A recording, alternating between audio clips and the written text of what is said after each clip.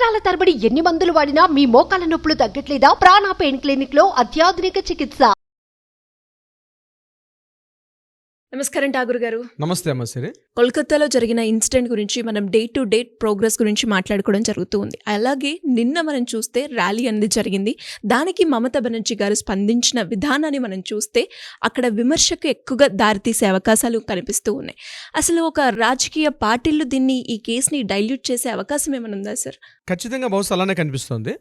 అంటే నిన్న జరిగినటువంటి బంద్, వెస్ట్ బెంగాల్ వ్యాప్తంగా నిన్న జరిగిన బంద్ కొంత హింసాత్మక సంఘటన దారితీసింది.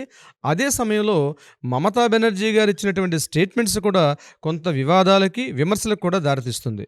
ముఖ్యంగా ఏదైతే మనం ఆగస్టు 9th హర్రర్ అని చెప్పుకుంటున్నామో, దీనికి సంబంధించి చకచకా జరుగుతున్నటువంటి కొన్ని పరిణామాలు, ముఖ్యంగా దీనిని రాజకీయ పార్టీలు హైజాక్ చేసి ఎవరికి వారు అనుకూలంగా మార్చుకునే ప్రయత్నం కూడా చేస్తున్నారు. అయితే ఒక్కొక్క పార్టీని సంబంధించి మనం పక్కన పెడితే, మన వన్ డే బిఫోర్ అక్కడ మనకి నిబంధన ర్యాలీ జరగడం, దాన్ని బీజేపీ ప్రభుత్వం దాన్ని హైజాక్ చేసుకోవడం మనకు కనిపించింది. అది పూర్తిగా బీజేపీ వాళ్ళు చేసిన పార్టీగా కనిపించింది. దాన్ని వామపక్ష పార్టీలు కానీ తృణమూల కాంగ్రెస్ దాన్ని ఆ ర్యాలీలో పార్టిసిపేట్ చేయలేదు. అయితే నిన్న డైరెక్ట్గా మమతా బెనర్జీ గారు ఇచ్చిన స్టేట్మెంట్ ఏదైతే ఉందో, మోడీ బాబ్ అని గట్టిగా ఉద్ఘాటిస్తూ తన ఒక వర్డ్ని వాడడం జరిగింది. ముఖ్యంగా మా రాష్ట్రంలో కానీ అల్లర్లు కానీ ఏవైనా హింసాత్మక సంఘటన జరిగితే ఇవి పక్క రాష్ట్రాలు అస్సాం, బీహార్, జార్ఖండ్, అదేవిధంగా యూపీ, అన్ని మిగిలిన రాష్ట్రాలకు కూడా వర్తింపజేస్తుంది. దేశవ్యాప్తంగా సమస్యలు వెళ్తుంది, బీ కేర్ఫుల్ అన్నట్టుగా మోడీ గారిని హెచ్చరిస్తూ మమతా బెనర్జీ గారు చేసినటువంటి వ్యాఖ్యలు మాత్రం సర్వత్రా విమర్శలకైతే దారితీస్తుంది. దీని మీద ఆల్రెడీ అస్సాం ముఖ్యమంత్రి ఇమ్మీడియట్గా రెస్పాండ్ అయ్యి, మీ రాష్ట్ర సమస్య, మీ రాష్ట్ర నిరసనలు, ధర్నాలు మీకు మీరు మాట్లాడుకోండి, అంతేగాని పక్క రాష్ట్ర మా పేర్లు ఇందులో చెప్పే అవకాశం లేదని చెప్పి ఆల్రెడీ హేమంత్ శర్మ, అస్సాం ముఖ్యమంత్రి హేమంత్ శర్మ కూడా ఒక రియాక్ట్ అయ్యారు, రిటార్ట్ కూడా ఇచ్చారు. అయితే మమతా బెనర్జీ గారు ఇది రాష్ట్ర వ్యాప్తంగా జరిగిన సమస్య కాకుండా దీనిని డైల్యూట్ చేసే పనులు, అంటే తన తప్పుని కప్పిపుచ్చుగా ప్రయత్నం ఉన్నారు. ముఖ్యంగా బాధిత కుటుంబాల దగ్గరికి వెళ్ళి సారీ అని అవడం చెప్పడం. అవును, బాధిత కుటుంబాలకి, విక్టిమ్కి జరిగిన అన్యాయం సారీ అని, అది ఎప్పుడు చెప్పాలి సారీ? ఇది ఇమీడియట్ జరిగి చెప్పాల్సిన అవసరం పోయి, సంఘటన జరిగి సిబిఐ ఎంక్వైరీ ఇంత జరిగిన తర్వాత ఎప్పుడైతే అత్యధికంగా ఈ నిరసనలు, ఆందోళనలు జరుగుతున్న సందర్భంలో ఇప్పుడు సారీ చెప్పడం, అది ఆ సిచ్యువేషన్ని తగ్గించేటట్టుగా కాకుండా దాన్ని ఇంకా పెంచే విధంగా మాట్లాడడం జరిగింది. ఆ సారీ అని చెప్పడం, ముఖ్యంగా తను చెప్పడం ఏంటంటే, బిల్లును ప్రవేశపెడతాం, కమింగ్ అసెంబ్లీలో మేము బిల్లును ప్రవేశపెడతాం, రేపిస్టులకి, మర్డర్స్కి యాంటీగా ఉన్నటువంటి అసెంబ్లీలో తీర్మానం చేపడతాం. యాక్చువల్గా అసెంబ్లీలో తీర్మానం పెట్టిన తర్వాత ఈ అసెంబ్లీ ఆమోదం అయిన తర్వాత గవర్నర్కి పాస్ ఆన్ అవుతుంది. గవర్నర్ గారు దీని మీద ఆమోదముద్ర తెలపకపోతే మేము గవర్నర్ రాజ్భవన్ ముందు కూడా మేము ధర్నాలు, నిరసనలు తెలుపుతామని చెప్తూ వార్నింగ్ ఇచ్చారు. గవర్నర్ యొక్క రాజ్భవన్ ముందర కూడా మేము ధర్నాలు, స్ట్రైకులు చేస్తామని చెప్పడం జరిగింది. ఎట్ ద సేమ్ టైం ఇదే ఒక ప్రైవేటు బిల్లుని మేము లోక్సభలో కూడా ప్రవేశపెడతామని తృణమూల కాంగ్రెస్ పార్టీలో ఉన్న అభిషేక్ ముఖర్జీ కూడా ఒక స్టేట్మెంట్ చెప్పాడు. మేము లోక్సభలో కూడా ఒక ప్రైవేట్ బిల్లుని పెడతాం, అక్కడ కూడా ఆమోదించకపోతే కూడా మేము నిరసనలు అన్ని రకాలు తెలియపరుస్తామని చెప్పకనే చెప్తున్నారు. ఇది కాకుండా కమింగ్ రేపు ఆగస్టు 31 నుంచి రాష్ట్ర వ్యాప్తంగా తృణమూల కాంగ్రెస్ పార్టీ ముఖ్యంగా ఈ యొక్క రేపులు, మర్డర్లు ఏదైతే జరుగుతున్నాయో వీటి మీద స్త్రీలకు సరైన న్యాయం జరగట్లేదు అనే విషయం మీద జిల్లా వ్యాప్తంగా, మండల స్థాయిలో ప్రతి చోట మేము రాష్ట్ర వ్యాప్తంగా మేము నిరసన దీక్షలు చేపడతామని, అదేవిధంగా తాను కూడా ప్రత్యక్షంగా మళ్ళీ నేను పార్టిసిపేట్ చేస్తానని మమతా బెనర్జీ గారు చెప్పడం పెద్ద హాస్యాస్పదంగా ఉంది. ఎందుకంటే రాష్ట్రంలో ఒక ముఖ్యమంత్రి, తన చేతిలో సర్వాధికారాలు ఉంటాయి, షెడ్యూల్ 7 ప్రకారం కూడా పూర్తిగా లా అండ్ ఆర్డర్ అనేది, శాంతి భద్రతలు ఒక స్టేట్ చేతిలో ఉండేటప్పుడు తను ఎవరి మీద చేస్తుంది, ఎవరి కోసం చేస్తుంది, ఎందుకు చేస్తుంది అంటే ఖచ్చితంగా ఈ యొక్క టాపిక్ని డైల్యూట్ చేసే అవకాశం, మిస్గైడ్ చేసే అవకాశం ఉంది. ముఖ్యంగా ఎవరినో రక్షించే ప్రయత్నం చేస్తుంది. అక్కడ ఆల్రెడీ బిల్లులు ఉన్నాయి, చట్టాలు ఉన్నాయి, యాక్ట్స్ ఉన్నాయి, అవి ప్రాపర్గా ఇంప్లిమెంట్ చేయాల్సిన బాధ్యత ఆ రాష్ట్ర ముఖ్యమంత్రి మీద ఉన్నప్పుడు ముఖ్యమంత్రి తన స్వయంగా నేను ధర్నాలోను వాటిలో పార్టిసిపేట్ చేస్తానని చెప్పడం కొంత హాస్యాస్పదంగా అయితే ఉంది. నిన్న జరిగిన భారత బంద్ కూడా బీజేపీ వాళ్ళు తలపెట్టినటువంటి 12 గంటల బంద్, మార్నింగ్ 6 to ఈవినింగ్ 6 వరకు చేసిన బంద్ కూడా చాలా హింసాత్మక సంఘటనలు దారితీసింది. రాష్ట్ర వ్యాప్తంగా ముఖ్యంగా బీజేపీ వాళ్ళని ఎక్కడెక్కడ అడ్డుకోవడం అయితేనేమి, రైలు రోకోలు చేసే సందర్భాలు అయితేనేమి, ఆటోలు, రిక్షాలు, చాలా వరకు కలకత్తా నగర జీవనం పూర్తిగా స్తంభించిందని చెప్పుకోవచ్చు మనకు అందుతున్న వార్తల ప్రకారం అయితే. కానీ నిరసనలు ఇవి కాదు అక్కడ. యాక్చువల్గా మనకు జరగాల్సింది విక్టిమ్కి న్యాయం జరగాలి, ఎవరైతే అక్కడ అందులో ఉన్నటువంటి దోషులకు శిక్ష చేయాలి. మమతా బెనర్జీ గారు తన యొక్క పూర్తిగా తనకున్నటువంటి సర్వాధికారాలు వినియోగించుకొని సత్వర న్యాయం జరగాలి. ముఖ్యంగా ఆవిడ డిమాండ్ చేస్తుంది ఫాస్ట్ ట్రాక్ కోర్ట్స్ ఖచ్చితంగా తొందరగా ఇంప్లిమెంట్ అయిపోవాలి, 15 రోజుల్లాగా ఎవరైతే నిందితులు పాల్పడితే వాళ్ళకి 15 రోజులకు ఉరిశిక్ష తీసేయాలని చెప్పి గట్టిగా గలమెత్తి ఆవిడ చెప్పడం కూడా ఒక విధంగా హాస్యాస్పదం. ఎందుకంటే దొంగ నడిచినట్టుంది ఇక్కడ. దొంగతనం చేసిన వాడే బయటకు వచ్చి దొంగ నడిస్తే అసలు దొంగను ఎలా పట్టుకోవాలి మనం ఇందులో?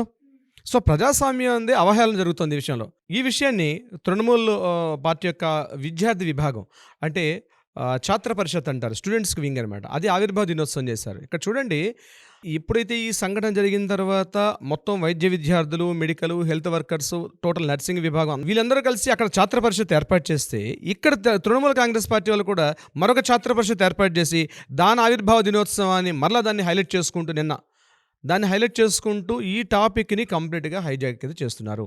ఈ మమతా బెనర్జీ గవర్నమెంట్ ఏదైతే తను చేస్తున్నటువంటి యాక్టివిటీస్ ఉన్నాయో ఇవన్నీ కూడా ఖచ్చితంగా ప్రజలకు వ్యతిరేకంగా ఉన్నాయి. ముఖ్యంగా తను సూచించింది ఈరోజు ఇప్పుడు సెంట్రల్ గవర్నమెంట్ సుప్రీంకోర్టు గైడ్లైన్స్ ఇచ్చిన తర్వాత ఈరోజు ఆవిడ చెప్తున్నారు, స్టేట్ గవర్నమెంట్లో ఉన్నటువంటి ఆల్ మెడికల్ డిపార్ట్మెంట్స్ వింగ్స్ అన్నీ కూడా కంప్లీట్గా స్వచ్ఛందంగా బయటికి రండి, జరిగిన న్యాయాన్ని మేము కంప్లీట్గా చేస్తామని చెప్పకుండా మీరు వచ్చి డ్యూటీస్లో జాయిన్ అవ్వండి, మేము మీకు ప్రొటెక్షన్ చేస్తామని ఇప్పుడు చెప్తున్నారు. కానీ మమతా బెనర్జీ గవర్నమెంట్ గారు ఏదైతే ఈరోజు హామీ ఇస్తున్నారో ఈ హామీ మీద వినే పరిస్థితుల్లో ఆ రాష్ట్ర వైద్య విభాగం కానీ, ముఖ్యంగా హెల్త్ వర్కర్స్ కానీ, నర్సింగ్ డిపార్ట్మెంట్స్ ఎవరు లేరు. ఈ రోజుకి వాళ్ళు రాష్ట్ర వ్యాప్తంగా ధర్నాలు వీటికి పాల్పడుతున్నారు. అయితే ఆవిడ ఈరోజు పిలుపునిచ్చారు, మీరు వచ్చి మీ డ్యూటీస్లో జాయిన్ అవ్వండి, మేము ప్రొటెక్షన్ చేస్తాను ఒక మాట అయితే చెప్పడం జరిగింది. కానీ ఏదైతే ఆవిడ చెప్పడం ఇది రాష్ట్ర సమస్యను తీసుకెళ్ళి మిగిలిన రాష్ట్రాల్లో కూడా వారం చేయడం అన్నది ఇది ఏదో అగ్నికి ఆజ్యం పోసేటట్టుగా టాపిక్ని పక్కకి డీవియేషన్ చేసే విధంగా ఉందని చెప్పడంలో ఎటువంటి అయితే సందేహం అయితే లేదమ్మాయి సిరి గారు.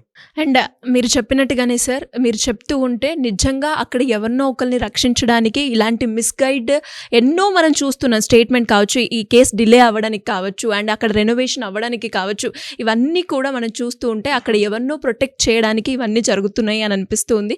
సో ఇంకా నిజాలు అనేవి బయటపడే అంటే ప్రధానంగా ప్రజలకి విషయాలని తెలుస్తున్నాయి, ప్రజలకు తెలుస్తుంది. సోషల్ మీడియా కానీ, ఎలక్ట్రానిక్ మీడియా కానీ, ప్రింట్ మీడియా కానీ బాగా అవేర్నెస్ ఉన్నప్పుడు, అన్ని విషయాలు తెలుస్తున్నప్పుడు ఎవరినో దాచిపెడుతున్నారనే విషయం క్లియర్గా స్పష్టంగా కనిపిస్తుంది. ప్రత్యేకంగా ఏంటంటే చిన్న సంఘటన చెప్తాను. కల్పిట్తో ఉన్నటువంటి సంజయ్ రాయ్కి దగ్గరగా సహాయం చేస్తున్నటువంటి ఏఎస్ఐ అతన్ని నిన్న పాలిగ్రాఫ్ టెస్ట్ చేశారు. అతను కొన్ని సంచలన నిజాలు బయటపెట్టాడు. అతను దగ్గరగా ఉండి సంజయ్ రాయ్కి చాలా హెల్ప్ చేసేవాడు. సంజయ్ రాయ్కి అదేవిధంగా సందీప్ ఘోష్కి మధ్య చాలా సాన్నిహిత్యం ఉందన్నట్టుగా అందులో తెలియపరచడం. ఆయన పాలిగ్రాఫ్ టెస్ట్లో కొన్ని క్వశ్చన్స్ అడిగేటప్పుడు ఆయన కూడా విషయాలు అదేవిధంగా బయటపెట్టాడు. మెయిన్ ఇంకొకటి ఏంటంటే, సంజయ్ రాయ్ వాడుతున్న బైక్ ఏదైతే ఉందో ఆ బైక్ని హైజాక్ చేసి ఆ బైక్ని చూస్తే అది ఆ రాష్ట్ర పోలీస్ కమిషనర్తో వాడుతున్నటువంటి బైక్గా తెలిసింది మనకి. అంటే రాష్ట్ర పోలీస్ కమిషనర్ ఇమ్మీడియట్గా ఎందుకు పోలీస్ కమిషనర్ చెప్పడం జరిగింది, పోలీస్ కమిషనర్ గారు ఇమ్మీడియట్గా బయట రాగానే సూసైడ్ అని చెప్పిన వ్యక్తి కూడా ఆయననే. అవును, ఈ సంఘటన జరిగిన తర్వాత ఎప్పుడైతే ఆ పోలీస్ కమిషనర్ బయటకు వచ్చి ఇది సూసైడ్ అని చెప్పడం జరిగింది. ఈయన వాడుతున్న బైక్ పోలీస్ కమిషనర్ పేరు మీదుగా ఉంది. అంటే ఏదో ఒక తెలియని ఒక రహస్యం జరుగుతుంది. ఆర్జికర్ మెడికల్ కాలేజీలో ఏదో జరిగింది. కొన్ని వందల వేల మంది విద్యార్థులకు భవిష్యత్తు ఈరోజు ఆ రాష్ట్ర ప్రభుత్వం తీసుకున్న నిర్ణయాల మీద ఆధారపడి ఉంటుంది. అంటే ఈ విద్యార్థులకు భరోసా కల్పించాల్సిన బాధ్యత కూడా ఆ రాష్ట్ర ప్రభుత్వానికి ఉంది. ముఖ్యంగా వైద్య ఆరోగ్య శాఖ మంత్రిగా ఉన్నటువంటి మమతా బెనర్జీ గారి చేతుల మీదుగా ఉంది. అట్లీస్ట్ ముఖ్యమంత్రిగా కాకపోయినా వైద్య ఆరోగ్య శాఖ మంత్రిగా అయినా తన యొక్క బాధ్యతల్ని రిజైన్ చేసి తను స్వచ్ఛంగా రాగలిగితే ప్రజల్ని కొంత నమ్మకం కలిగించాలి. ఆ రాష్ట్ర ప్రజలకి నేను న్యాయంగా ఉన్నాను, నేను క్లియర్గా ఉన్నట్టు ఒక భరోసా కల్పించినప్పుడు ఈ నిరసనలు, ఈ ఆగ్రహజాలు కొంత తగ్గే అవకాశం ఉంటుంది. మెయిన్ కంటెంట్ ఏదైతే ఉందో, ఏదైతే అభయ కేసు అనుకుంటున్నాం, ఆగస్టు 9 హరణ అనుకుంటున్నాం, ఆ అమ్మాయికి న్యాయం జరిగే దిశగా, దోషులను శిక్షించే విధంగా జరిగే మార్పుకు నాందివాచకం పలుకుతుంది. మిగిలిన విషయాలు మనం అప్ టు డేట్ ఎలాగ అప్డేట్ చేస్తున్నాం కాబట్టి ఈరోజు మిగిలిన విషయాలు మనం తర్వాత చర్చించుకుందాం. డెఫినెట్గా సార్, ప్రతి ఒక్కరి ఇంటెన్షన్ కూడా అదే, ఆ అమ్మాయికి అయితే న్యాయం జరగాలని మనం కూడా అదే ఉద్దేశంగా పోరాటం జరుగుతూ ఉంది. Anyways, thank you sir, thank you so much. Thank you so much అమ్మసిరి.